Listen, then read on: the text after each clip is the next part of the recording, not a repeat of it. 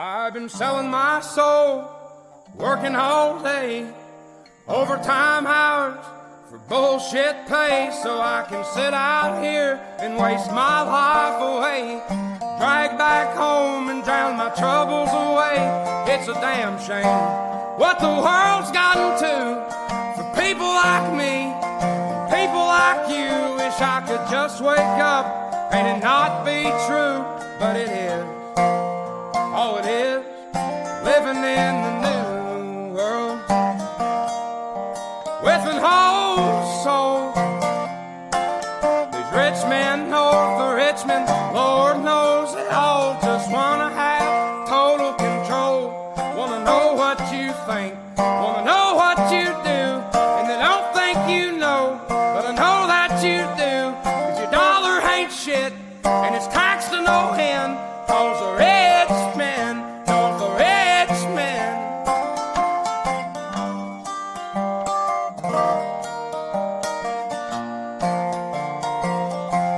I wish politicians would look out for minors, and not just minors on an island somewhere. Lord, we got folks in the street, ain't got nothing to eat, and the obese milking welfare. Well, God, if you're 5'3" and you're 300 pounds, taxes ought not to pay for your bags of fudge rounds. Young men are putting themselves 6 feet in the ground, 'cause all this damn country does is keep on kicking them down. Lord, it's a damn shame what the world's gotten to for people like me, people like you. Wish I could just wake up and it not be true, but it is. All it is, living in the new world with an whole soul. These rich men north of Richmond, Lord knows they all just wanna have total control. Wanna know what you think, wanna know what you do, and they don't think you know, but I know that you do. 'Cause your dollar ain't shit, and it's taxed to no end, 'cause the rich men, north of Richmond.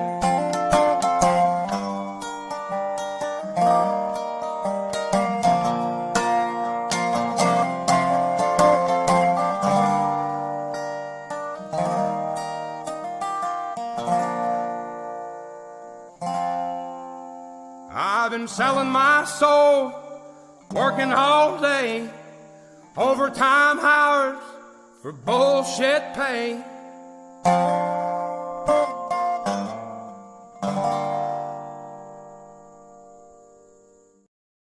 Good evening, ladies and gentlemen. Welcome to Chilling with Sasquatch, where there's lots of swirly things on the screen because it entertains me.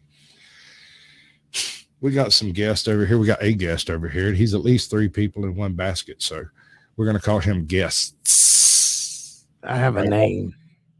Let's see. I learned it as Jason, then Jake, then Untethered Live, and now You watch your mouth.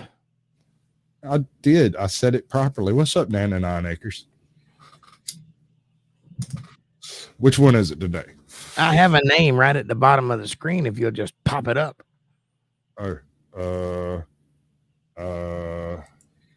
You always call me out on some stuff I don't know how to do. Like, I don't do those things that you talk about. Why isn't it there? I do not know. I think I did. How are you doing, by the way? I'm doing pretty spiffy, dude. Like we got a couple of videos to check out, and I was sitting over here like staring at my little spinny thing because it entertains me, and I was like, who can I poke with a stick and say do something? This guy. Feed You Jake. popped right into my head, of course. Well, I love you too, and thank you. Well, that is unfortunate, dude. I'm not sure I approve of this. Actually, I know I don't approve of this because I'll show you why, and I'll show everybody why, because I get this question a lot. Check this out. This is my preferred format, right? This gives ample amount of room for everybody to kind of see what's going on, and it specifically puts my guests directly in the people's view. They see you, right?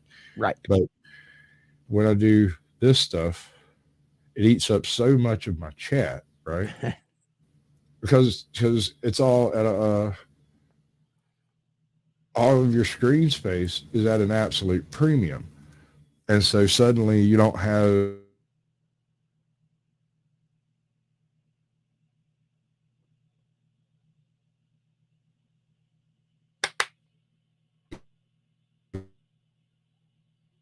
Well,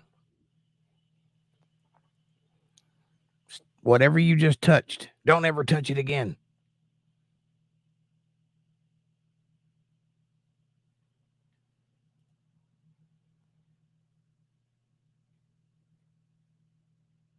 Ladies and gentlemen, we are at a pause while Caucasian Sasquatch finds out what's wrong with his computer. How are you doing, chat? Welcome to the show. I'm your co-host, Jake Johnson. I do a little show called Untethered Live on YouTube and Rumble. Who's in the chat?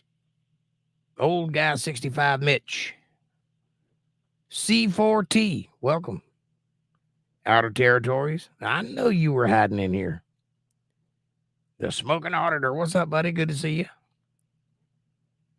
Nana 9 Acres. I used to know a girl named Green Acres. Amanda HBJ. Hello. Who else? What else is here? Promethean Healing. Healing me, baby. And that's it. That's who I see in the chat. Hello. I like the Betsy Ross flag you have. Thank you, sir. I appreciate you very much. I like it too. It says the Second Amendment and a few other things. Choice words, words of meaning, words of valor, words I have strapped to my hip as we speak. Caucasian Sasquatch will be back with us momentarily. He's solving an issue, I would imagine. In the meantime, I'll be glad to take all your questions and comments and criticisms and catharses and creepy texts. Whatever you want. Lay it on me. I can handle it. And it's nice to meet you, by the way. Howdy, Prometheus Healing. I got to get that word in my mouth. Prometheus Healing. Promethean Healing. Got it. So, I have a problem. Prometheus means bringer of fire, and healing means, well, healing. So you burn me to heal me? Burn me, baby. I like it. It's good to meet you, too. Smoking Auditor, the technical issues are part of the show. That's right. That's why I'm here. Snarkin' Sass, what's up? Bippity, bippity, boop. P. Jake, what the hell? What the hell? Nice to see you, too. It's not the reaction I was hoping for, but I'll take it. I was hoping for, Jake. But I'll take whatever you got. Caucasian works every time. Sorry. Cauterization works every time, especially with branding irons. I'm with you there, Outer Territories. Sometimes I like to shove a soldering iron in a wound just for the fun of it. Makes my day. Makes me feel good. Who else is in the chat? I don't have a clear view of the chat. I just have whatever they let me see, so I don't know if I'm getting everybody or not. But I hope that I am, and I hope you're having a good time so far. And, we'll talk about some crazy stuff. Tonight, we're going to talk about some things. Are you back?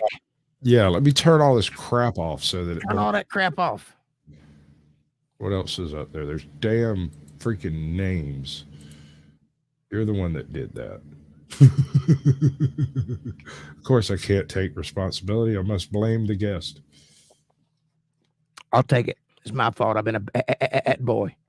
Well, chances are it's just my crappy ass computer. My wife's It's all Amanda's fault.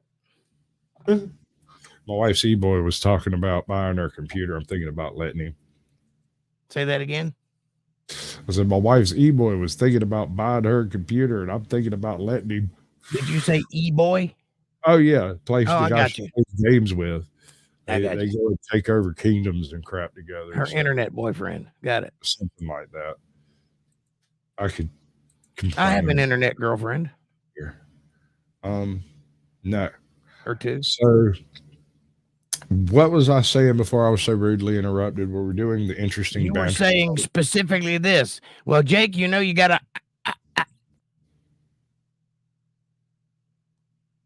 Right?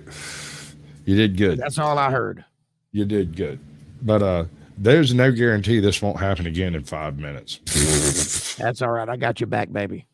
We'll get as far as we can through them, but I'm not going to be popping anything up on screen because it seems to happen right after I trigger a StreamYard effect. You need to clean your cookies out. And when I cleaned my cookie twice last night.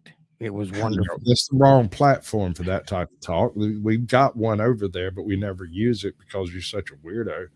All right, so first video that I've got back before the modern era of judicial systems and process and whatnot. Yes. There were less savory prisons than we have today. And today we are going to take a look at one of the most unsavory prison situations that I've ever read of in my life. It is an absolute nightmare, and I think it's be pretty cool to check it out. I'm excited. You went through and talked to everybody. I saw that. That was pretty cool. I appreciate Except for that. Andrew. Welcome, Andrew. Yeah, Andrew and LB motherfucking G, LB son. motherfucking G. Yep. Top G my ass. LB's in the house. You got to say that shit with some boom in your voice, right?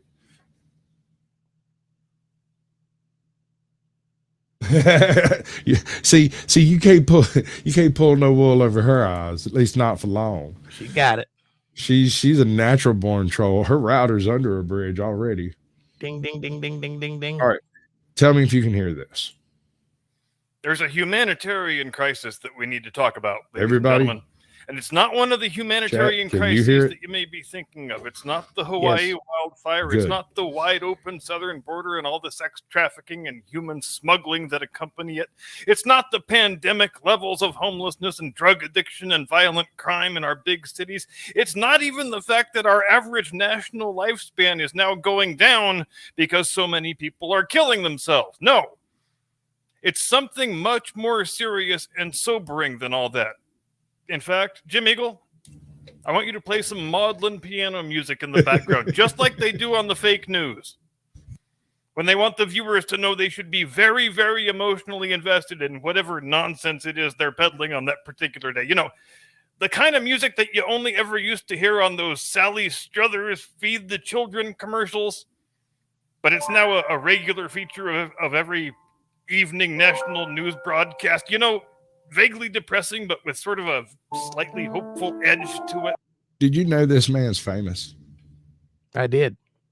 He has also produced a bit of a gem. He's got a music video that he did where he did Johnny Cash, Hunter Biden, Cocaine Blues. I love it. And it is hilarious. It's beautiful. He did Sweet Child of Mine and sent me the script, and I did Sweet Child of Mine after rewriting the script to make it easier to say, right? Because if only you knew a songwriter. Well, that's not what I need right now, because influence is influence, and I prefer to be uninfluenced. However, I need auto-tune. If anybody out there knows how to use auto-tune and is willing to give me a crash course, I catch on really quick to unbelievably complicated things. So I might not do it right, but if I can figure out how the wheels turn. You need to look for a plug-in from a company called Antares. Aliens is the last video. We'll get back to that. Oh, there we go. I like that. I do like that. He's not the best producer in the business for nothing, folks. I feel like we need some candles and some incense smoke to set the scene properly. But the hell with that. The maudlin piano music is just fine on its own. And I hear you asking, what humanitarian crisis could be so severe that it requires such absurd aesthetic accoutrements? well, please allow me to tug your heartstrings. Now, if you've been on the internet for longer than 5 minutes, you're probably already familiar with Rule 34, which states that if a thing exists, there is porn of it. But far fewer people are familiar with Rule 35, which also is a universal truth. Rule 35 says, anytime there is any sort of technological innovation, it will be exploited first and most effectively by pornographers. We have also talked at some length in recent weeks about my firm belief that within the next 10 years, movies starring computer simulations of long-dead actors will be more popular at the box office than movies starring actors who are currently alive. Well, that tidal wave is already starting to crash down on our cultural coastline, and wouldn't you know it, it is hitting the world of internet porn first and hardest. No pun intended. I'm listening. It's already causing widespread devastation in one of our most vulnerable communities, cam whores. Or if it's a less offensive term, girls who sell pictures of their buttholes online to make a living or to support their meth habit. Take your pick, I guess. It seems the digital AI revolution is already striking the internet cam whore community like a thunderclap of despair, with vast numbers of cam whore fans, also known as young men without enough social skills and self-confidence to... All right, so here's your new drink. You had me at cam whores. Take a shot every time you hear the word cam whores. Go get themselves laid like real men, abandoning living, breathing human cam whores in favor of computer-generated AI cam whores, since I guess the technology has now progressed to the point where many of these pitiful idiot loser douchebags have developed a preference for buying pictures of cartoon buttholes instead of actual human buttholes. So if you're one of those clueless, oblivious... Hold up. All right, so I've been taken by a bit of hentai occasionally, but I've never come across the circumstance where, given a choice between an actual flesh and blood woman, I would turn and go to the cartoon. That had never crossed my mind until he said that.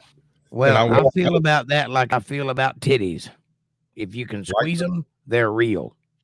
I like the way you think. He has parents who can't figure out how your 22-year-old daughter manages to pull down an income without ever leaving her bedroom, and you notice she's got less spending cash than normal. It may well be that she has been hawking pictures of her vajayjay to strange men online, and business is suddenly not as good as it usually is. Oh, you thought she was just making YouTube videos in there? Yeah. Sorry about that. She's actually been spreading her lady garden for every stranger on the interwebs who's willing to toss some spare change in her direction. Lady garden. Just don't call it prostitution, because AOC will get very mad. Because sex work is sex work, she says, and she is very passionate about that point for some reason. Now, I can't say whether there is something in her background or life experience that makes her so passionate about it. Hey, obviously, I would never cast aspersions upon the moral character of a duly elected member of Congress, but suffice it to say, she's very adamant about the fact that selling pictures of your cooter to strangers on the interwebs is a real and honorable vocation that any young woman would be proud to aspire to. Hey, Ajot. Who the hell wants to be a doctor or a lawyer or a nuclear physicist when you can be just as successful peddling pictures of your twat to random perverts? It ain't gotta be random. Payoff, that's for damn sure. Now, it was only yesterday that I became aware of this newest scourge upon our society. Or even purveyors of pink taco portraits are being replaced by machines and having their livelihoods threatened, so I got to thinking. I've got myself a bit of a platform now, a bit of public exposure, though of a decidedly different sort. Flex. So what can I do to help ameliorate this latest threat to hardworking Americans who ask nothing more than a level playing field to apply their trade, a fair opportunity to make their way in the world who I am? in a free and open marketplace of pussy pics, unencumbered by cartoon competition?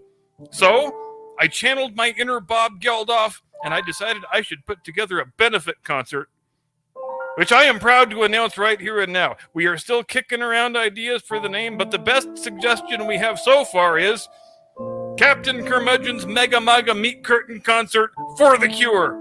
I prefer Pussy Pops. Give away the names of any artists who will be appearing, but suffice it to say we have secured some of the very biggest names in the industry, and they all really, really like vaginas. So No Elton John. Sorry. Damn. Right? I told him one thing for absolutely certain. I said, dude, you can do whatever the hell you want to do, right? But if you're gonna bring it, you should bring it hard. I want you.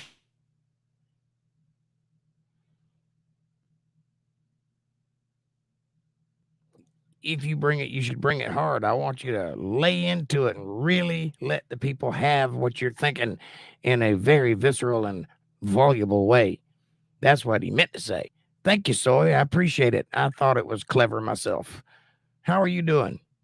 Caucasian will be back momentarily. He's checking something in the refrigerator. Tonight is great and hilarious video came from Captain Curmudgeon. Thank you, Smoking Auditor. Ajot, how are you doing there, sweetheart? I hadn't seen you in a while. Good to see you. I hope you're lovely. I hope everything's going your way. And I hope your lady garden is nice and groomed.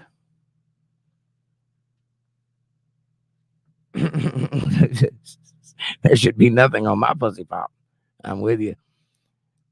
If there is, probably should consult a physician at some point. Danny Williams, welcome to the show. I'm subbing for Caucasian Sasquatch. It's me. I just cut my beard off. No. Welcome to ERF, says Andrew. Don't know what that means, but I'm digging like you're thinking. Crash number 2, says Caucasian. That's all right. I got you back, baby. So, how about them Braves? That guy, Captain Curmudgeon, is a very astute thinker, and I like his illuminations. I like his alliterations. The way he puts phrases together is pretty sweet. Ajot says, I'm doing well. And yes, now that I can see her, she is groomed. And now that you can see her, I hear you. And I totally understand. I've lost a little bit myself. Looking spry and no older than 69.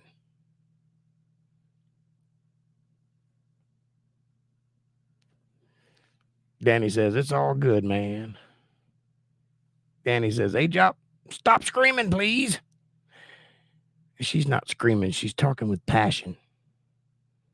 It's okay.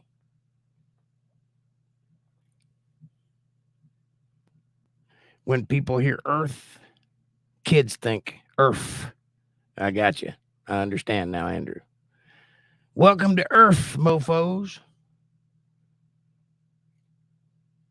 It's all good, man. When I think of Earth, you know what I think of? Man, I really wish it was 1985 again. Or at least 1993. Some good years in 1993. All 5 of them.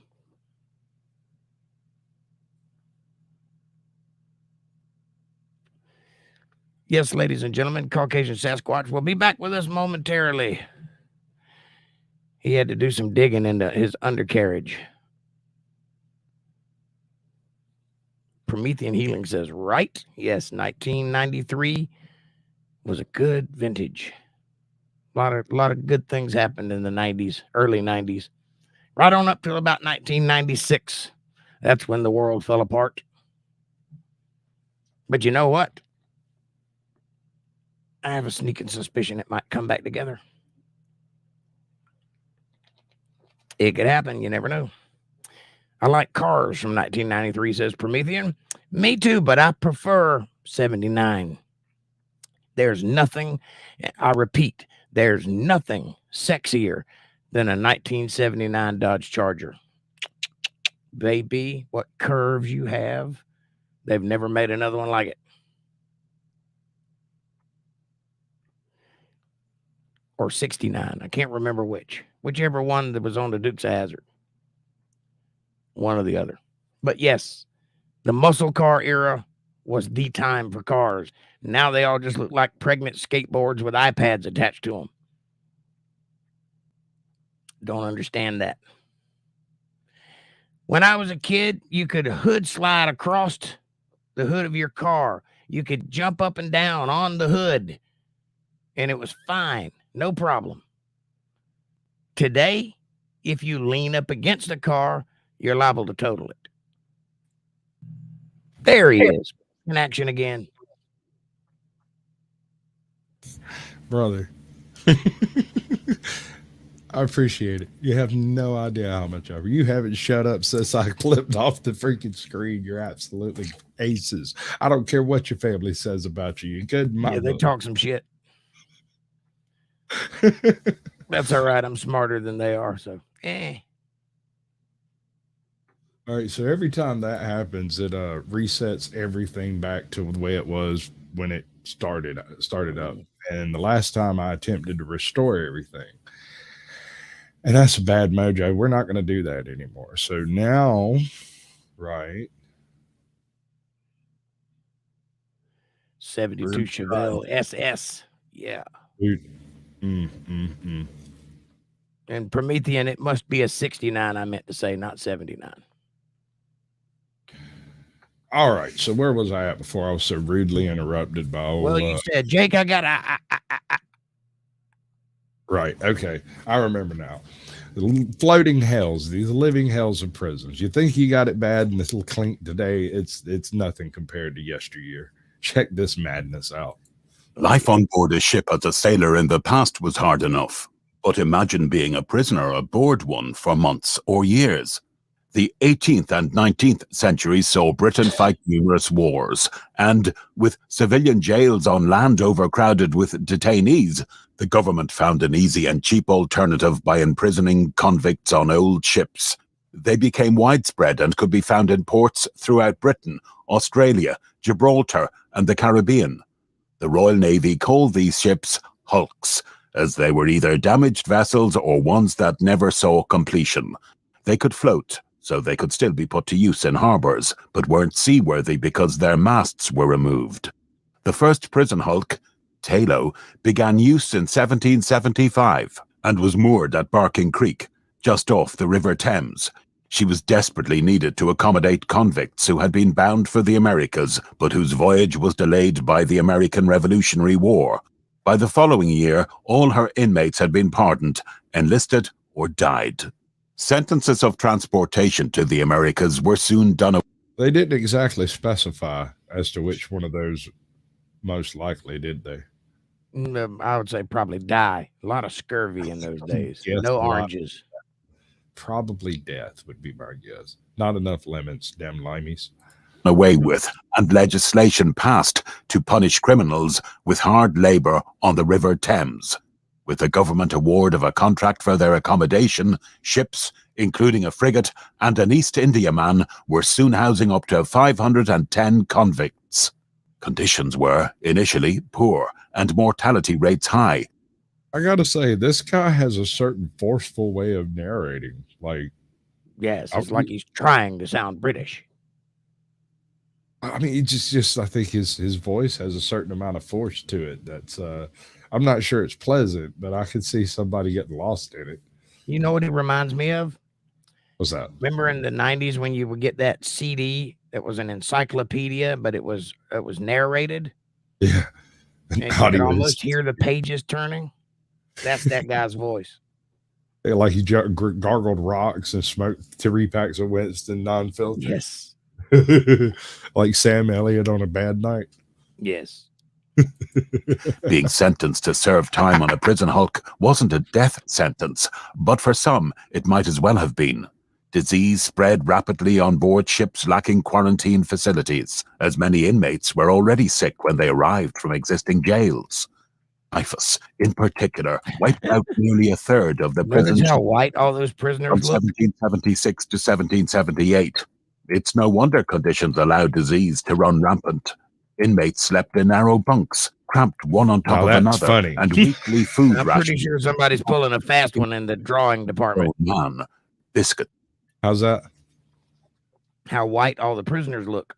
I mean, if you were to look at BBC today, you definitely wouldn't get the impression that all the prisoners would be white. Right. But should be white. rather. HMS Temeraire, which fought at the Battle of Trafalgar with HMS Bellerophon and HMS Discovery, the lead ship in George Vancouver's exploration of the west coast of North America. Ships of the line were particularly suitable for conversion to prison hulks because of their large size and ability to crew hundreds of men. Parliament had intended the use of hulks to be a temporary measure to solve a shortage of prison accommodation in the face of a series of wars. However, the legislation that authorized their use was continually renewed until 1857, even allowing for more atrocious and daring offenders to be imprisoned on them. With the coming of convict transportation to Australia and other penal colonies alongside Victorian prison building, the need for hulks to house prisoners diminished, and they were slowly sold off, mostly between the 1830s and 1870s, and broken up for scrap, though some endured for longer as hospital ships. In later years, improvements were made to quarantine measures and food rations, but a man sentenced to a prison hulk still faced a miserable existence. Your chances of beating sickness and surviving depended much on where you ended up on the ship. The upper deck was dry and the ventilation good. Those condemned to the lower deck faced damp, small ports, and poor ventilation. This is where bad characters and the disgraced spent their days, with the sick and invalids on the middle deck, whilst those whose conduct was good and sentence short could, in time, be raised to the upper deck. In the 1860s, Henry Mayhew, a Victorian journalist, documented the workings of the criminal prisons of London. He visited the prisons to investigate prison life for himself and interviewed officers and wardens. Today, you will hear Mayhew's account of life on the prison hulk Defence, which was moored on the River Thames. She was the third-rate ship of the line of the Royal Navy, in service from... That's a exploded view of the construction of the ship, bro. I was going to say, you ain't putting that in the ocean. It's going to go straight down. Well, wood floats, right? Look. Maybe it might float, but all of the prisoners been below decks. They're going to have a bad day. Or a good bath. Or a good bath. No fleas. Oh, Lord. From 1815 until converted to a prison ship in 1849. Right, so I got to do this thing, right? I have to do it. Wait, maybe I can do it over here. I'll do your thing over there. Right. Okay. This way. All right. I'm trying to figure out what combination it is that's causing the crash, because it's me doing something. Sometimes I'll sit here for hours and hours and nothing. I can sit backstage, watch whatever I want, but the second this stuff goes live and we're actually live, it starts doing this. And it seems to be the order in which I put things together, right? So like I have to start the stream, crash it, and then rebuild it from scratch, and it generally works pretty well after that. But I want to know what causes it to crash in the first place. Yeah, when you press that one button, everything goes down. Oh yeah, and you can tell on the stream too, because it's immediately frozen. Like it just freezes completely. My mic shorts out. It mutes everything on the laptop. So whenever I do my restart, I have to go into controls and unmute everything back out and then start the stream back up and all that stuff. It's yeah, it's probably a bad driver, and I am running a bunch of crap, but I'm reducing it by one window each time I crash until I figure out. That's why I bought a supercomputer. All right, so when it puts on a cape and comes to save me, I'll call it super. Whose visit in the morning before breakfast must have taken place before the 14th of July, 1857, which is the date on which she was badly damaged by accidental fire and scuttled. You will find out how strict and regimented the life of a prisoner was, from a 5:30 a.m. wake-up, roll calls, cleaning, hard labor, and doing everything in accordance with the command of an officer. There was no sitting rooms playing games. Prison hulks were run like a military operation, and convicts were expected to fall in line. Bad behavior was rewarded by a punishment diet and the threat of being condemned to the lower decks. You will discover that prison life on a hulk was hard and regimented. The only rest a convict received was either in sleep or in death. Before we move on, if you're interested in history like this, and you want to find out Like more about what history like life was that. really like for people in the past, please consider. So what I got over here is everything except for my email up, right? Mm-hmm. And I started my OBS and all my windows, and then I entered the chat, so to speak, right? And that seems to be working in general smoother. Like even the video's running a little smoother. Good. I haven't touched my StreamYard window at all. It is alone in its own freaking Google window. It can have it. I'm not even going to highlight a comment or nothing, because that's where it messes up, is when I reach You're up. using Google Chrome, right? Yeah, for StreamYards. But I'm using Edge or Bing or whatever for the videos and stuff, because you can't use it in Google Chrome. If you use Google Chrome, it side chain ducts the sound out, and you Gotcha. get nothing in StreamYard. Right. So I'm having to. Remember, I told you it's all ass backwards and upside down, that I had to do it weird. It really don't like it. The sparkling yellow fire shining through the broad bars. The sight reminds us that there are hundreds of mouths to feed below. The cook sharply rakes the burning I got a coal. question. The copper frets and spurts and steams with its Yeah, bud. unquiet boiling If volume you're on a of wooden boat, reddish brown cocoa. is it smart to build a fire? Well, if you got a chance to build the fire cleanly, yeah.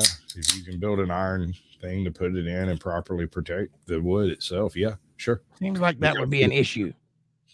I'm sure it could be if somebody was shooting cannonballs at you or something, but these folks just are hungry, and they don't got a mast, so it's not like it can go anywhere, and it's lashed in 3 directions to solid anchorage. I got you. Good night, Danny. I appreciate it, bud. The honest cop comes up after this video, and this place is horrible. I was just showing like some of the worst possible living conditions you could imagine, and you got to think, this is like a museum quality set piece. It wouldn't be clean. It would probably be the most vile location you could possibly imagine. Imagine all the detritus of 500 people all in one place for what, 14 hours a day, except for the time that you're actually at work on the Thames. Imagine the smell. Right? Can you imagine 500 men with a bean feast? Wow. Have you ever read any stories about the Thames before they cleaned it up? Yeah, no, about people falling in and being poisoned before they could surface. There was pure sewage and dead bodies floating along the Thames for years. Yeah. Back when London had that thick fog over it all the time. Apparently, going next to the Thames was hazardous to your health and quite unsightly. And now people are just like running businesses and frolicking and eating right next to that place, like right on the pier. And if you knew what was in that river, you would not be anywhere near it. I read an account of a Thames mudlarker from 1950s, 60s London, who would travel north of London to walk back through and pick up, whatever happened to wash up. Yeah. And there's a video on YouTube about it. I might try to go find it. And I think I've seen it because I was doing a research on those mud diggers that would make their living in the sewers. Right, mudlarkers. Yeah. There's sewer larkers and mudlarkers, and they're Yeah. two different kind of schools of larking in general. Thames mudlarkers are folks that go along and they pick up old pipes and old nails and old medallions, like we do belt buckles and musket balls around here, right? And they sell them online, or they do whatever they do with them. But this one chick does this whole, like, she keeps a diary of what she's found, and on one day she found 14 gold teeth, to a total of amazing, like 17 pounds at the time or something like that. Well, this was actually a profession back in the 1700s, and the people that couldn't find jobs elsewhere would resort to this life, and there were hundreds of them. And this was before they closed the sewers in London. Now you can't get down there, but People used to live under there. They'd be down there for days just combing through other people's shit to see what they could find. Right. And apparently those people, great immune systems, never got sick. I can imagine. There's a dude who I don't know if he still runs his channel. I haven't been able to find it, and I can't remember the name of it. But he did street sweeping in Las Vegas. Yes. He would run up and down the roads. He'd pop out of the sewer over here and just sweep the road back into the gutter, and then sweep it all into one spot, sweep it up into a dustpan, dump it in a bucket, and go back down in the sewer. And people spotted him all over for years. You'd just see a video of him going by. And one day he made a video explaining what it was he was doing. Turns out that so many wealthy people drive up and down the street in Las Vegas that small amounts of gold, palladium, platinum, small diamonds, rings, various other things. He was making a decent living on the basic detritus on the side of the strip. Yeah, there's a guy in New York that did that. And I think I've seen that video you're talking about. This guy was making a living just skimming between the cracks in the sidewalks and picking up little bits of gold. It's amazing. I seen this one video. This one blew my mind. He went to a major gold marketer or whatever, an assayer or whatever, and he went and they had this textured front stoop type area, and he went with a little brush and brushed out all the stuff from that textured stoop.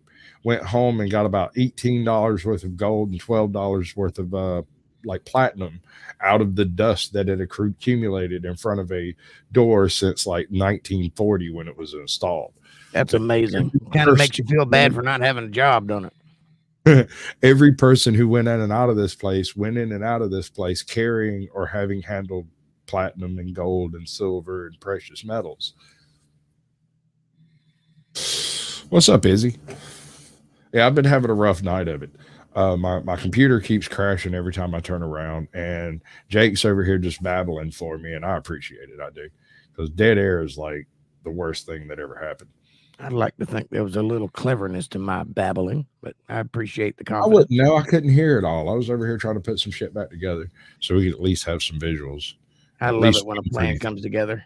Right. There you go. They'd never know. Hello, Ernie Hatmaker. You seem to be on the wrong channel, the wrong profile. I was pretty sure you're a mod in here, chick. But I don't hand out two for the same person. It's not safe. But you can certainly share the correct channel, not that one, the real one. I guess you still exist, don't you? I'm sure you do. You're too cute to be nuked. Oh, Jesus. That's what she said. Oh, the bullseye carried by the warder. Presently he stops, and placing his lantern against a rude opening in the bulkhead, throws its light upon a man in one of the cells within, who is sentenced to 40. There's a fella that's had a bad day. Having inspected the sleeper, who is lying from our view, so we advance across immense whitewashed timbers, or knees, that stand up as solid as milestones, and so on to the opposite cell in the bows. This one is empty, but the next contains a prisoner who is in for 3 days on bread and water for refusing to work in the boats. We then return to the lower deck through a door at the opposite side to that at which we entered the solitary cell passage. There are 5 such cells in all, 2 on either side and 1 in the bows. As we re-entered the lower deck. All right, imagine the smell in that bilge pump area right there next to those bottommost cells. Oh, my gosh. That guy doesn't seem to mind. He's sleeping his ass off. That's one of the upper ones. That's the desired upper deck. If you're a good prisoner, you might be able to be on the upper deck. Man, also white. Yeah, right. Which is the one that smells the least, as well as the one that is least vomitous. You're at least above the drizzle. Look at this guy's packed in like sardines. Oh yeah. That guy in the middle is like doing his Twitch account. he's like up watching TV or something. He's just chilling. Absolute madness. Could you imagine being stuck in this place? All up, turn out, men, cries the officer, and the convicts are in their trousers in an inconceivably short time. Let us go to the top deck, and we shall see how the hammocks are lashed, suggests our warder. And on ascending to the upper decks, we find many of the men already dressed, and with their hammocks lashed up like huge sausages. Presently the gates were opened, and the men turned out one after another, carrying their bolster. Okay, so those appear to be sail material hammocks. So you put all your double-purpose hammocks. Right, you put all the stuff in your hammock and you just wrap it up, and then hang your hook against the wall with all the rest of them. So yeah, and you can fold it over and throw it over your shoulders like a backpack. Mm-hmm. Everybody has lice. Everybody has crabs. Everybody has everything that can be transferred from one person to another. You can pretty much bet you got it going on. Lice and critters and crabs. Oh my! Yeah, exactly. So I'm not so sure about bed bugs because not on a boat. Don't they have to have like beds? No, that's a misnomer. No, a stationary location for their eggs to hatch. So like the people downstairs might have bed bugs, but the folks upstairs shouldn't, I think. I don't know about that, but I do know that it takes about a year to gestate, so they need to be in a place. Yeah, they got to be at a happy spot for this guy. I'm pretty sure I've seen him on a meme. Yeah, kind of looked like he might have had his face rearranged. Non-player character, that's his name. Yeah, an NPC. Yes, sir. Do you belong here? How came you so late? Any more, C1? Is that the last of C1? Now then, come on, lads, move up. We get the whole ship up and stowed in half an hour, said our warder. Good Lord. I'm going to take a risk. Oh, no. Yeah. Dun, dun, dun. Okay. The rest of this is basically an audiobook about it. All right, I'm going to click a button over here. We'll see if it ends absolutely everything. Because this is one of my favorite ones for the night. Is this the honest cop? Yeah, we're going to do that one next. Okay. To make this video. You don't get to trample on people's liberty. Or you are going to wake a sleeping giant, and they are going to fight 10 times harder for their freedom on their soil than anything you've ever seen before. He looks like a liar. Well, he is a cop. But he at least has something good to say. That's Big D. Batman. As a police officer, I'm compelled to make this video. I've been in law enforcement for 10 years, and I'm speaking to my peers, other fellow officers, people in any kind of law enforcement position. Turn your head around, you slacker. I've seen officers nationwide enforcing tyrannical orders against the people, and I'm hoping it's a minority of officers, but I'm not sure anymore, because every time I turn on the television, every time I look to the internet, I'm seeing people arrested or cited for going to church, for traveling on the roadways, for going surfing, opening their businesses, going to the park with their families. You voted for this. Out of their own house, using their own house as a place of business, and having undercover agents go there and arrest them and charge them with what? With a crime? Well, I don't know what crime people are committing by doing nails in their own house, but we're seeing this more and more and more, and we need to start looking at ourselves as officers and thinking, is what I'm doing right? Now, I want to remind you that regardless of where you stand on the coronavirus, we don't have the authority to do those things to people just because a mayor or a governor tells you otherwise. Mapu has a point. If it's your sergeant or your chief of police, we don't get to violate people's constitutional rights because somebody in our chain of command tells us otherwise. It's not how this country works. those are de facto arrests. You know, we're violating people's rights and taking money from them, or even worse, arresting them and depriving them of their freedom when they are exercising their constitutional rights. So let's talk about that. Let's read something right here off of the Declaration of Independence. All men are created equal. Among these, we have the right to life, liberty, and the pursuit of happiness. Self-evident. To secure these rights, governments are instituted among men, deriving their power from the consent of the governed, meaning our power. Look, and any government official. Y'all could say what y'all want about this guy, propaganda video or whatever. At least he vocalized part of what needed to be said. It's evident this man doesn't know the First Amendment or the 5 parts of it, but he makes an effort, at least, propaganda video or not. Some of the necessary words were said, and they were said by a cop, which I think actually, but everything he says is right. It just doesn't go far enough. Well, Mr. Mapu here has a point, and that he probably should vocalize these concerns to his superior officers. But I get it. Kudos for talking. Gotcha. Say what? I couldn't figure out where you were getting Mapu. Welcome to the end of a thought process. All over everything, everywhere, trying to find Mapu. Where is Mapu? I can't find Mr. Mapu. And there he is, Mr. Mapu on the screen. Right, I got you. Thank you, sir. Thank you very much. Power is derived from the people. Okay, we don't hold power over our citizens. It's contradictory to everything that our country stands for. And this is what I'm seeing: First Amendment rights, telling people they can't go to church, freedom of religion. Okay, telling people they can't protest, freedom of assembly. Fourth Amendment violations, illegal traffic stops to check for papers.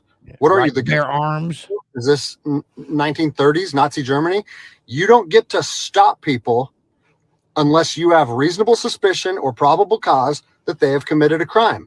Amen. And I know people that have personally been stopped saying, we want to see papers showing that you're essential. David 2, copy a phone call. That is not how our job works. Okay? What really has been pissing me off lately is the fact that these officers that are going out here and enforcing these tyrannical orders, what they're doing is they're making my job and my safety, or they're putting my job and my safety at risk. Because what you're doing is you're widening the gap between public trust and law enforcement officers.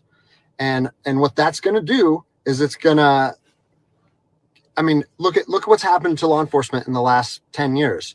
Less and less public trust, and more often than not, that is a result of isolated incidents that get blown out of proportion.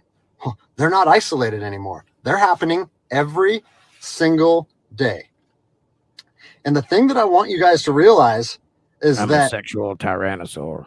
Our power that we hold as law enforcement officers is nothing more than a facade.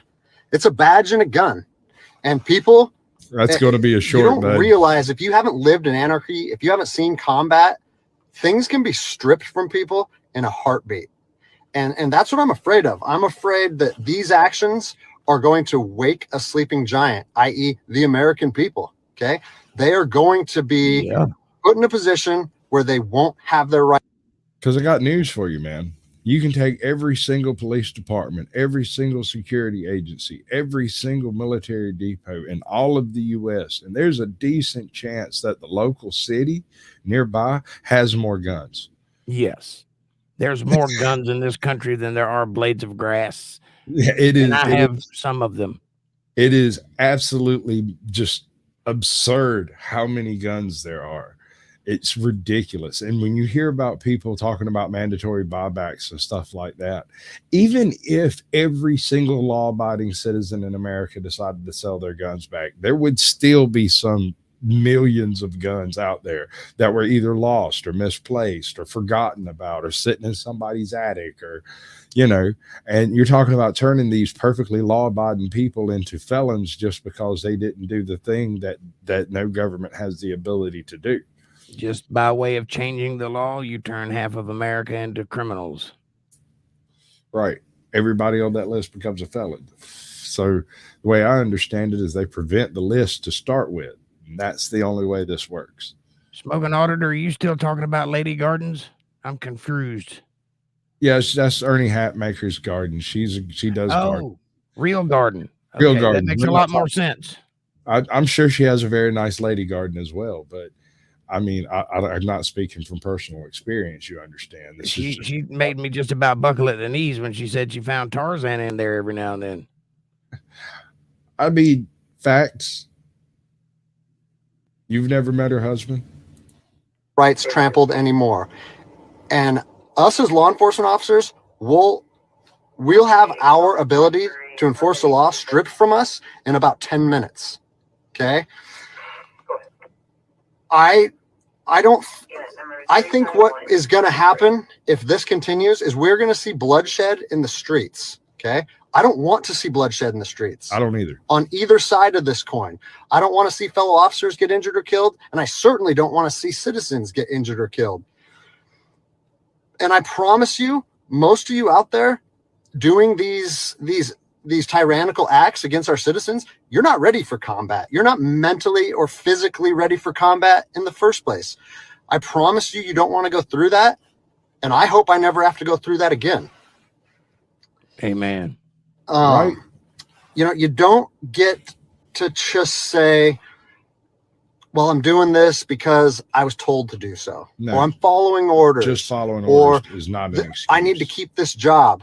Guess what? I need to keep this job more than anybody. I have 3 young children. I have 2 houses. Like, I have the same sob story that the rest of you guys have. But my personal choices and my living arrangements, no matter what they are, don't allow me to trample on people's rights. Don't tread on me, bro. I don't understand why that concept is so hard for people to understand. Listen, you need to stand up for what's right. You need to, if you're part of a department or an agency that is asking people or asking their officers or their deputies to impose on people's rights and infringe on their freedoms, you need to step up. Mom, and say, shut up. I'm making a video. That's what I signed up for, and that's going against my oath. And if that costs you your job, so be it. At least you'll be able to look at yourself in the mirror at night. I've already expressed this to my department. And luckily for me, I come from a department that I feel like my chain of command shares my view, but I don't care what department you're part of or what your chain of command would that be. You don't get to trample on people's liberty. And so, as a special operations veteran, I've fought on the streets of Iraq under the U.S. government's guise of freedom. And I'm telling you what, the American people are going to you are going to wake a sleeping giant, and they are going to fight 10 times harder. Did you catch the Dr. Seuss AI poem that was done? Brandon Herrera did a video, and it's somebody out there, some absolute Chad out there somewhere, went into one of these AI bots and asked them to do a description of the Second American Civil War from a Dr. Seuss perspective. And it is accurate because we don't have to crash the planes and tanks and stuff. I have a gun. I do. You mess with me and I will shoot you. Yeah, basically. By 2s and by 3s. It's a good one. I can't remember when I did that show, but it's floating around back there in the back. Check that out. It sounds hilarious. It's hilarious. Brandon Herrera is quite a humorous guy. He's running for Congress, right? Herrera. Yeah. He's a Texas AK manufacturer who it has become quite a bit of a YouTube sensation. He's building my dream gun. The AK-50, the BMG AK-50. Jesus. Yes, sir. When you absolutely got to destroy every wall in the room except no It substance. slices, it dices, it comes for your mama. It completely obliterates. We're talking nothing but pink mist left, and that's a torso. Pink mist and tennis shoes. Right? Maybe some feet left, maybe. Oh, Lord. Harder. See nothing but my mustache. This soil than anything you've ever seen before. And if that's something you're willing to face, then keep trampling on people's rights. But I promise you, the American spirit of defiance is going to rise again, and it's going to be a big problem for our country. Didn't you see Joe Biden's red video, buddy? I learned as an E-nothing in the Army. Yeah. All you needed was the Imperial. No matter March what situation you're put in, look inside yourself, ask yourself one question. Yep. Am I doing the right thing? You ask yourself that, you know the answer. And no amount of money or no order or law or anything should be able to make you go against doing. An interesting point about the Constitution and the Bill of Rights. Nowhere does it says the government gives you these rights. No, they're self-evident. Distinctly that these rights exist and the government is put together to guarantee you these rights. It says the exact opposite. It says they're inalienable rights endowed to you by your creator. They are self-evident to hold these truths. Whatever you might think that is. And I find it does not specify. Yeah, as far as the document's concerned, that is a non sequitur. It does not matter because you're allowed to believe and speak as you choose and how you see fit. Yes. Therefore, separation of church and state is not in the Constitution. It comes from the Federalist Papers. Right. But there is documents. And I've heard this argued out a little bit before. There's a distinct flavor of that separation that's in the writing of the documents, but it doesn't specifically state that it should be separated. It does state that it should exist beyond other foibles, you know, and that would include religion, fads, trends. No, this absolutely was established as a Christian leaning country, Sure. but it was set up so that Christian and country are not the same thing. Right. Separate entities. You know that they borrowed an awful lot of ideas directly from the Native American constitutions that were written for the different tribes. And the Magna Carta. They took the best of many documents. They pretty much plagiarized. Well, it wasn't plagiarism. They thought about it. They thought about it long and hard. They intended to establish the most useful government known to man. Right. They knew that all the other governments had issues and problems, and they wanted to take the good stuff and put it all together into one thing. They thought about it a long time. This was a well thought out document. They tried real hard to idiot proof it. Yeah, so much so that it's lasted 200 years. And it takes the entire breakdown of a cultural society for it to be fouled. Yes. I mean, once you lose the third column, once the media is in the government's pocket, the civilization is toast. Well, the only way that this document does not work is if you do not believe in it.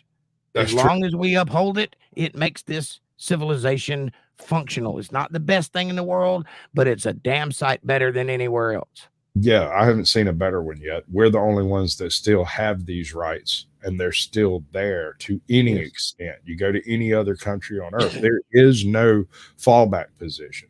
We can't move to Brazil or move to some other nation because they do not have these rights either.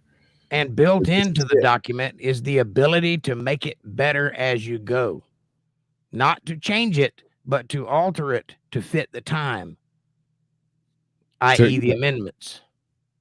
But that is not to say that it is to change the meanings of them, because some of these phrases that were used are absolute genius. Yes.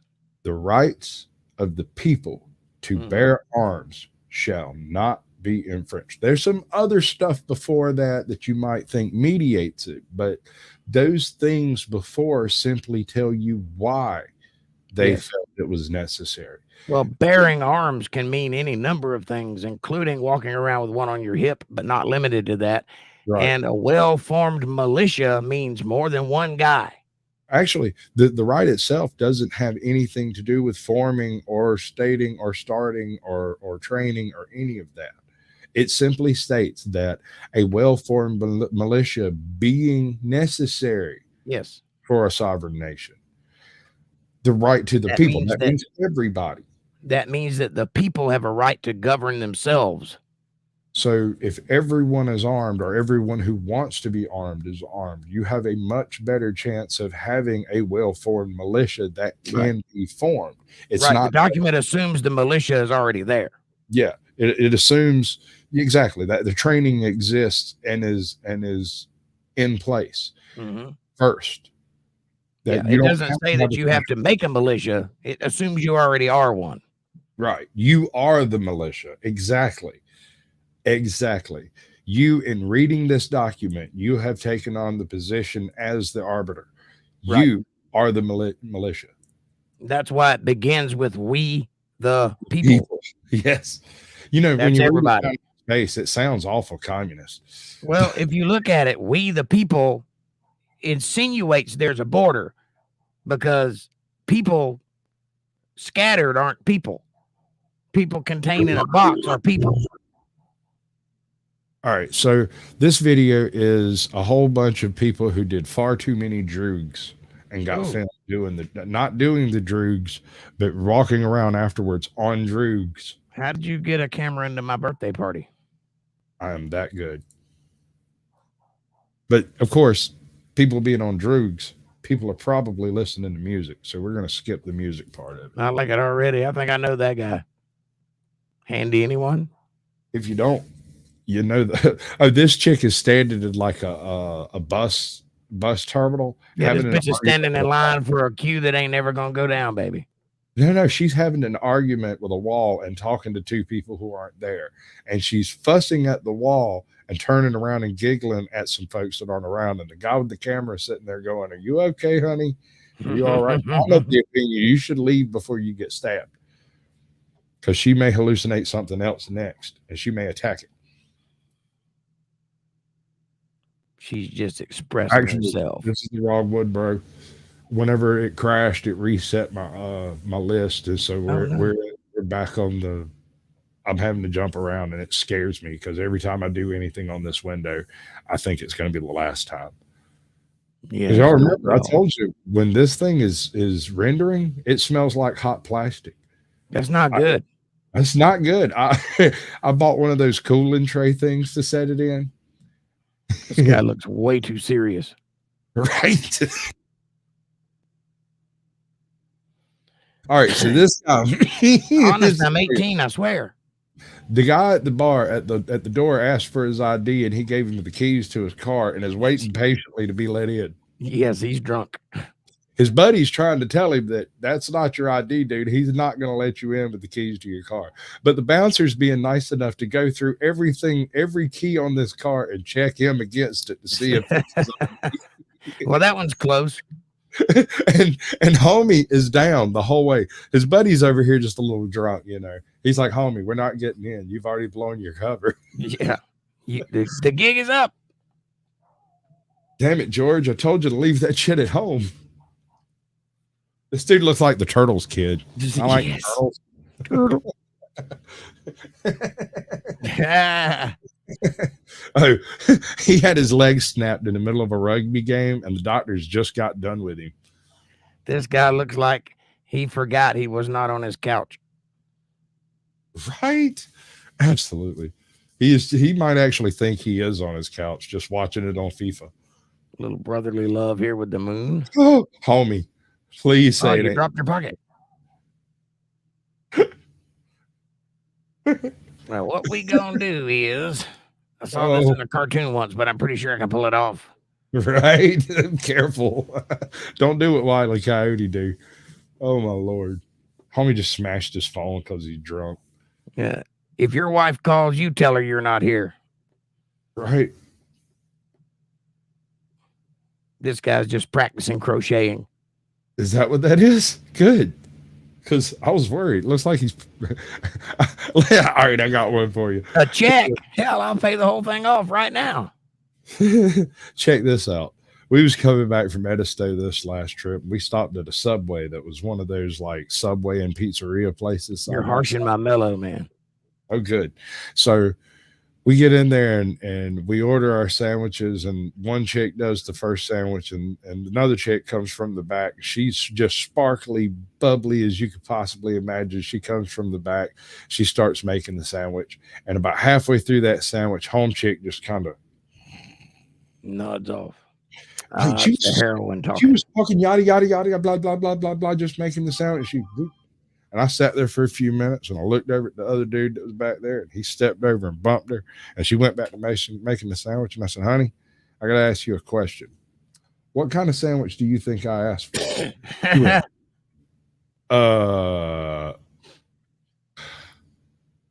let's make you a sandwich. And she backed up and did a flawless monster for me. Can you say heroin? I think it's too late. I don't know what it were, dude, but it resembled one of those Zanny zombies with a pick-me-up. Oh, yeah. Those are fun. It's like cow tipping, but with people. Dude, I got to go dig up one of my old phones, but I was walking around here in Walmart a few years ago, and I found 4 people that worked at Walmart that were stuck. They were just standing there asleep on 2 feet. Like, wow. And I went around, and it was a week or so. Over the course of a week or so, I went in and was like shopping here and there, doing shit, and come across them and be like, I just walk all the way around them like I was doing a show. This was a long time ago. I don't even know if I have that phone anymore, but I'm gonna look. I'll see. I kept all my SD cards, so maybe you ought to put that shit online. The dust out of this thing, huh? That's not a terrible idea. I might have some of that stuff around. We'll do it. You can put it on Methed Up Gator. There you go. Down.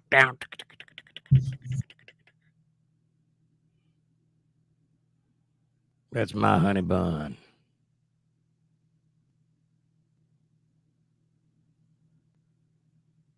Dude, all right. My wife's been fussing at me to tell this story on my channel for a minute, right? So you know Kyle, right? My next door neighbor out there at Pops. My cousin Kyle? Yes. Okay. So I used to have these pigs, and we had this one pig about 400 pounds named Hermit.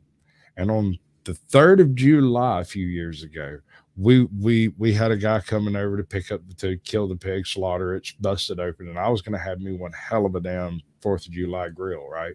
I wondered where my ex-wife got off to. So on the 3rd of July, we have these our neighbors, Kyle and Bernie, show up, and they walk up, knock on the door. You know the one, 7'3", like built like a rail. Bernie Barnard. Anyway, so Barnard, yeah. They show up and they're like, look, we're afraid to tell you there's been a death in the family. I'm like, do what? He's like, yeah, we just loaded your pig up for a guy. I'm like, what are you talking about? He's like, well, the pig had gotten so big that he would just lay down on the fence and roll out. Oh my God. This guy is selling some crack. Yeah. I got this baloney at my last meeting. Honest, I've been clean for 3 days. If you could just spare $1. Yeah, right. Anyway, so this pig rolls out and he goes for a walk down the road, and some dude sees the pig and shoots him, and then goes to my neighbors to get some help loading the pig up. Because like I said, he was like 400 pounds. And they helped him load up the pig. They went back over there, sitting around smoking a joint. Then it occurred to him, wait a second. Don't Sasquatch got some pigs? Uh-oh. And neighbor goes, oh, shit. You know what happened the last time somebody stole their pig? That's a little bit of a private joke. So they come like, we the pig. And no joke, I'm standing there. I'm like, oh, my God. Like, that thing, a 400-pound pig, dude. We'd been growing that thing for a year. Yeah, 400-pound pig. That's a 4-year investment right there. Right. Homie had got loose from the pen one time and went over to Mr. Redden's field back there where he had probably planted 200 acres of turnips. And he got in there as the lone pig willing to walk up to the lights and stuff.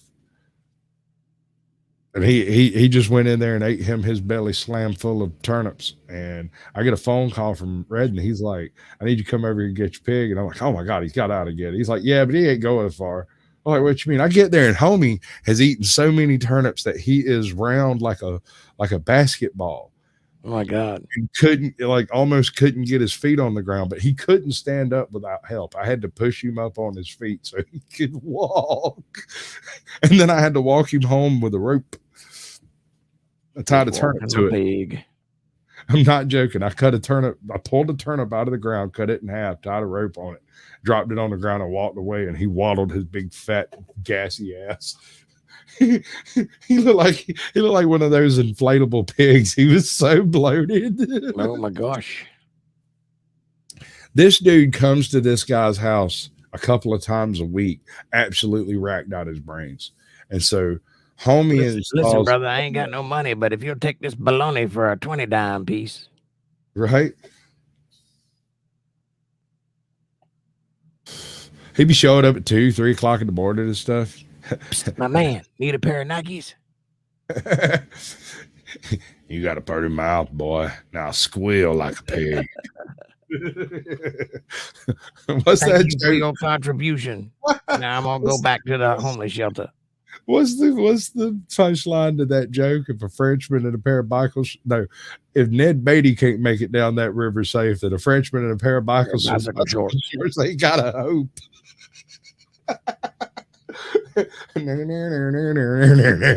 gonna do that, but I was afraid you get copyright strike. I built this cruise missile to stop these kids from playing ZZ Top. Hey, have you ever considered the home defense nuke? Why, yes, I have. How much do you reckon one of those things would go for? I don't think you can own one. All right, I'm going to click something over here. It may or may not nuke me. I'm ready. Let's rock and roll. Just fair warning kind of thing. All right, that worked well enough. Now, we're going to do that. Oh. And we're going to do this. Replace the pin. It worked so far. Right. Now's the time for it to crash. All right, so the only thing I don't have that I've done different, the only thing that's different is instead of having Chrome open to my email, I don't have that window open at all. I have it open on my phone over here. So in the event we catch some kind of copyright block or something, you get an email immediately. Well, that's good. Never trust a guy wearing blue gloves in your restaurant. Damn right. Horse. Absolutely never, ever trust a guy with blue gloves. Be real sketchy about them some bitches with the gloves that go all the way up their arm. Oh, yeah. That guy's up to some no good. Oh, my God. I remember the first time I saw him. I was at one of my distant cousins' dairy farm. And I didn't really understand the difference between a cow and a dairy cow. Well, one of them lives on a dairy. Okay, no, I get that part. I'm talking about the fact that you don't just cap dairy cows and eat them. No, you milk them. You milk them. They're milk cows. So, like biochemically, though, no difference. Right, but they don't taste the same either. Well, one of them's full of milk. Yes, of course. But, I mean, when it comes to, like, the slaughtering of the cows, this guy is really upset that he can't make it to his tattoo appointment. No, he's missed his ride to the AA. Placido Domingo does the marching man. Tiptoe through the tulips. Ladies and gentlemen, next up on the Mexican driving course is somebody very pregnant. Or not. How dare you? What was that? I remember when I used to live in Columbus, the crackheads would walk around with backpacks full of stolen meat trying to sell it. Oh, my Lord, dude. I stayed in Augusta for 3 weeks with a buddy of mine while he was getting his house set up in order. The crap went wrong, and he ended up staying in a different place for a couple of weeks before he actually moved in. So dude just set me up for like 3 weeks. So like, just stay until it's done, damn it. Is this woman having a seizure or is she just tweaking? She's tweaking good shit. Her geeking, dude. Like she's twerking her gherkin. She's completely over the top. Things have gone far, far beyond meth psychosis. It makes me homesick. Yeah, that's right. What? You're Florida. Fucking Floridian. Do you want to do something that's fun? Just this is you can play along at home and chat. Put in your birth date, your personal birth date, and Google Florida man for that day and go check out the crap folks got arrested for. It's absolutely started. This is I am not just a member, but I'm a client of the Facelift Club for Men.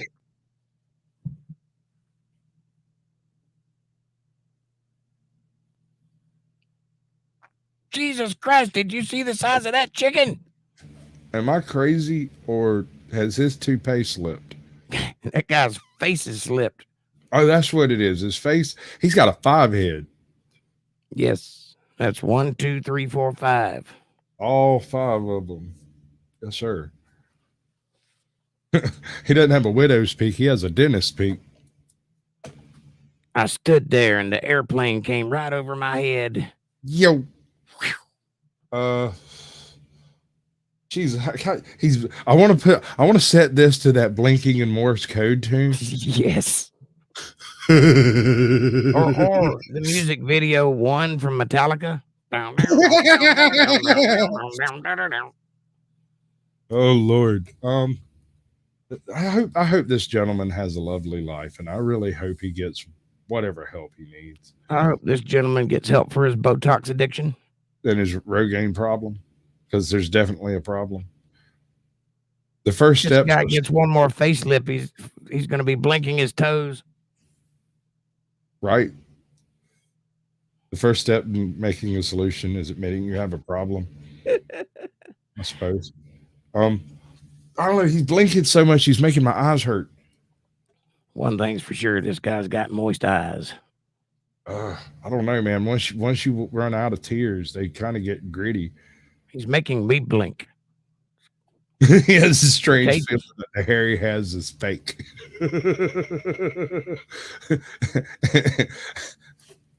I have a strange feeling the hair he has is a small animal. It's named on his head. So I met this guy one day walking down the street. I was working for a trailer park, and I was doing like basic street work, trying to keep the driveways and stuff. Look, I know you want to tell it all, man, but slow your roll. You ain't got to confess everything. Okay. You talking about this dude? Yeah, no, he work. Oh, well, I was young and I needed the money. Keep up. Anyway, so I was out there pulling the little dirt loop. It was over there at the Brown Trailer Park over yonder. You know where I'm talking about. Yes. And so this dude comes walking out of one of the trailers that I know for a fact is not being rented, because I'm the handyman to the whole show, right? Right. I've got a key to it. No one else does.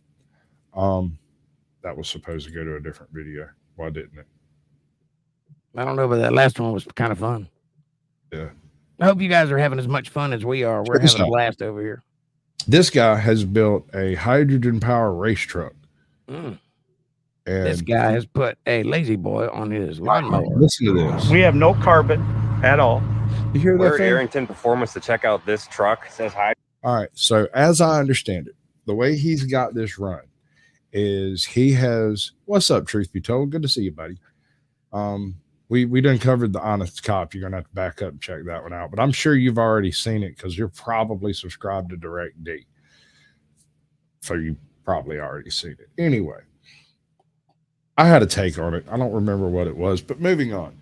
This guy has taken an LS engine, remachined all of the top end basically in stainless steel, and it, by my math, you would have to be using something like stainless steel sleeves with stainless steel piston heads and stainless steel intake. You might be able to get away with a plastic intake, which is probably why he's going with the LS, right? A typical LS built to these parameters with the superchargers he's using would produce somewhere in the ballpark of like 700 or 800 horsepower, relatively stock out of the box, right? With the upgrades he's using. However, if you use hydrogen, you get zero benefit from it except for two things. Hydrogen? Right. If you use pure hydrogen, you do it in gaseous form with a high pressure tank. You can burn it at atmospheric. But you can't burn it for decently at atmospheric pressures. So you need a supercharger to make it work. Correct. But you can jack up your supercharger compression and make it work is the point. And instead of getting 700, 800 horsepower, you get 350, 400 horsepower. But hell, that's 350 horsepower. That's right. So under the right circumstances, in the right situation, it could be worthwhile to do a full rebuild if you can guarantee a aluminum block, or if you had the balls to run a stainless block. I'm not even sure what the heat profile on that would look like. I know a guy who built a car that had a gas tank built onto his radiator, and he ran his gas through the radiator, right beside the heat of the radiator before it went into the carburetor, and turned it into steam, and he got like 150 miles to the gallon. I have seen a variation where they do something like that, where the intake is pulled in through a bubbler. Yes, smoking auditor, you can use propane on an engine, Toyota engines, anything with a carburetor. I've heard tell of people using propane like boost. Yeah, well, all the forklifts drive on propane, and they have Toyota engines. So that's true. That is true. You ever raced a forklift? I have. Yeah. Did you win? I'm a certified forklift driver. I was once a certified. I'm no longer certified. They call that a rodeo, by the way. I was a certified just about everything driver, dude. I'm a certified lunatic. I wonder if that's actually NOS and they just say it's hydrogen. It could be. It's a small tank. Might be. I imagine he'd get a bit more horsepower if it was. That's what I would do. I'd put straight up vodka in it.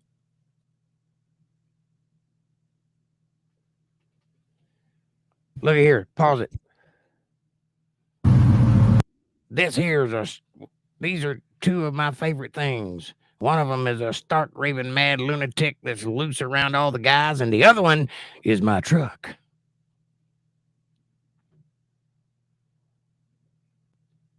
You know, anybody who has a truck like this has way too much money. Way too much. Do you know what that costs? Dude, yes.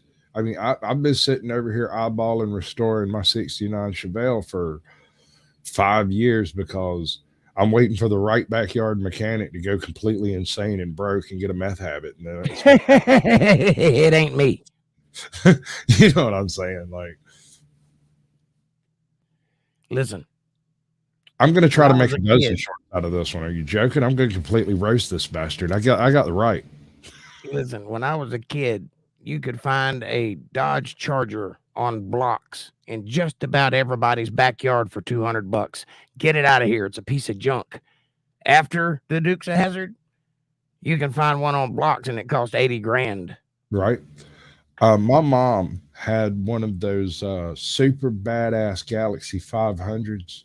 The ones with the fins. You know the one I'm talking about. That purple one. That thing was like this weird midnight purple. I'd never seen another car with that color. It was absolutely complete. Had a I believe it had a 351 Windsor in that thing.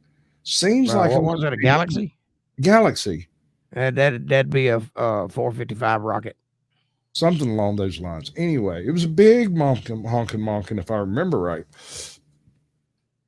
Sold that car carburetor. Sold that car for $500. Never did find out what was wrong with it. No one ever told me it was. Do you remember my Chrysler Newport that I sold to the NASCAR guy? Big white long car, hood like a front porch.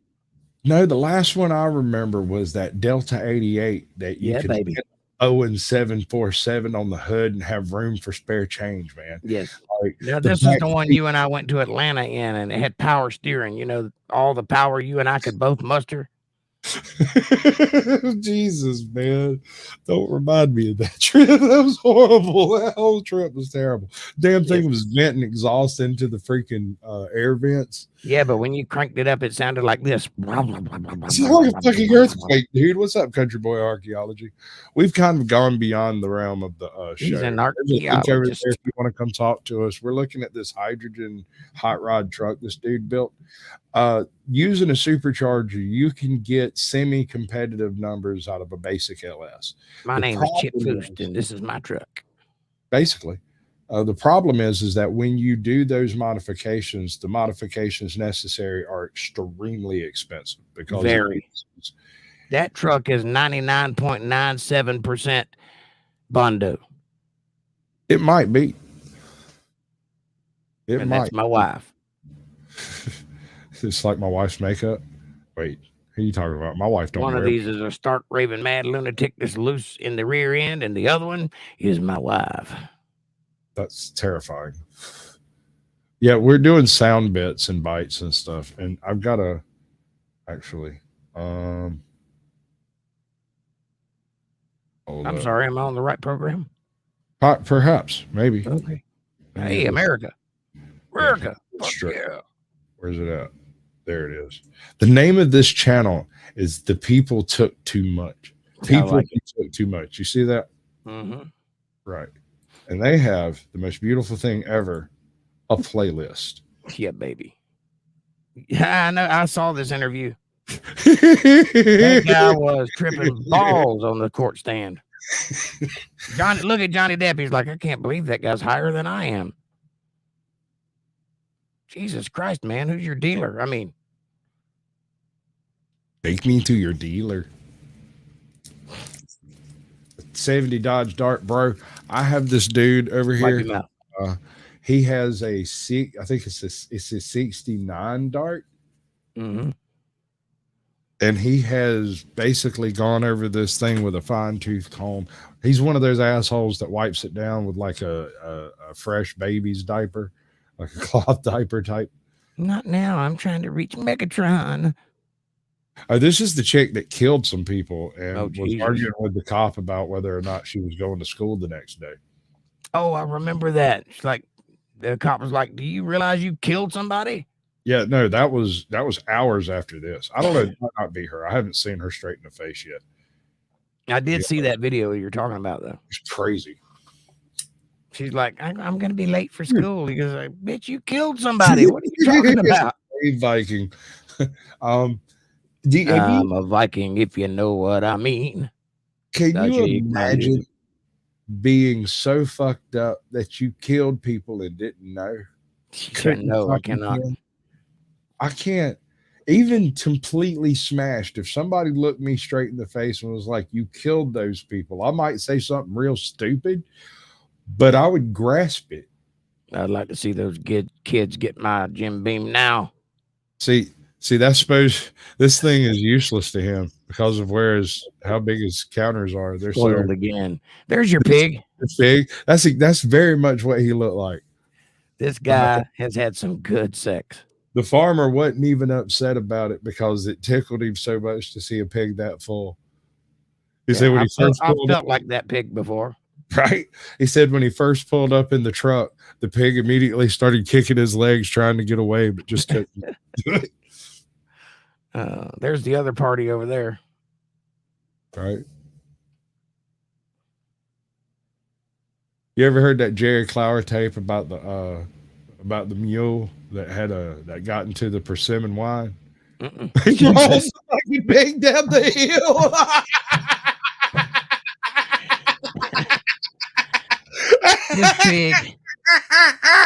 This pig has no more fucks to give. Period. He's done. That was good. Oh, wait. Yeah. Uh-oh. I'm gonna get in 8 minutes. Jesus.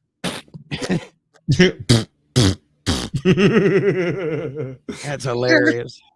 I wonder if that pig's actually alive, though. That pig's alive. It just does not care at all. Anyway, the mule got into the green persimmon wine mash and ate himself slam full and caught a blockage.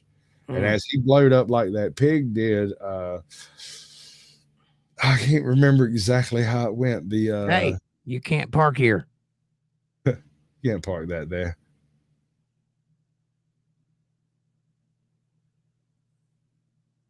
I don't understand the problem here. Are they trying to figure out how to get a big guy out?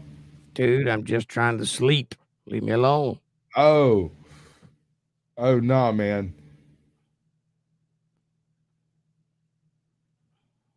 Feel like I'm a Southern Baptist preacher, but shit. Lifeless devil, come out. Hold on, I kind of want to hear this. Nope. Fucking music. Gotta hate that shit. Because I don't understand why he's so screwed up. I'm telling you, he had a late night with a Cremorian Fangor beast. And if you're going to be doing a Southern Baptist preacher, you got to do it right. Jesus wants you to buy a t-shirt if you just send $1,000. Yeah, he is hot as fuck. That's right. Welcome in, Indoctrination. Hello. Oh, I didn't see you there. Oh, yeah, no.